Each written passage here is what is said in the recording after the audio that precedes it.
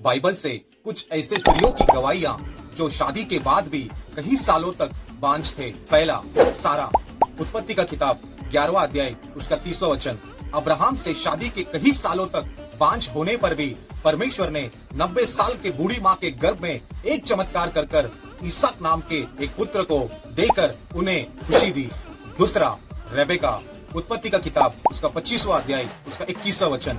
20 साल तक बिना गर्भ के फल का होने पर भी परमेश्वर ने उसके पति इसहाक के प्रार्थना को सुनकर रेबेका के गर्भ में 2 जुड़वे बच्चे को देकर आशीष की। तीसरा, याकूब की प्रिय पत्नी राहेल। उत्पत्ति का किताब उसका 29वां अध्याय उसका 31वां वचन। कई सालों तक बिना गर्भ धारण करे आंसुओं में होने पर परमेश्वर ने राहेल की प्रार्थना को सुनकर उसके गर्भ को छूकर उसके अंदर मिस्र पे राज्य किया हुआ यूसुफ को देकर उसे आशीष की। चौथा, मनोहा की पत्नी। न्यायों का किताब उसका 13वां अध्याय। कई साल तक बांझ होने पर स्वर्गदूत द्वारा भविष्यवाणी को प्राप्त कर एक सूरवीर, बलशाली, शक्तिशाली, जो एक गधे के जबड़े से 1000 फिलिस्तीन को मार गिराया हुआ सिमसोन को देकर परमेश्वर ने उन्हें आशीष की।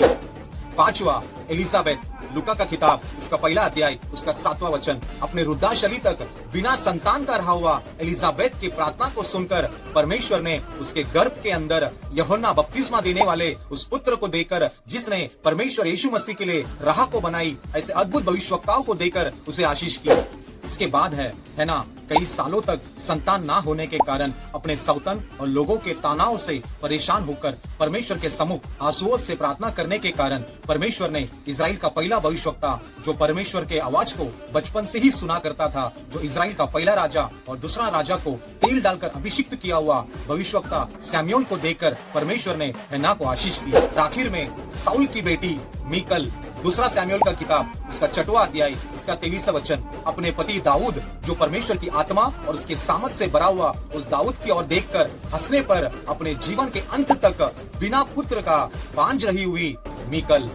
इन सारी गवाहियों से इस बात का निश्चय है, अगर आपके गर्भ के फल में देरी हो रही है तो अपने विश्वास और प्रार्थना को बढ़ा लीजिए कि परमेश्वर की ओर से एक तोहफे के रूप में एक अद्भुत और अभिषिक्त संतान परमेश्वर आपको देने पर है, क्योंकि परमेश्वर के दर पर देर है परंतु अंधेर नहीं।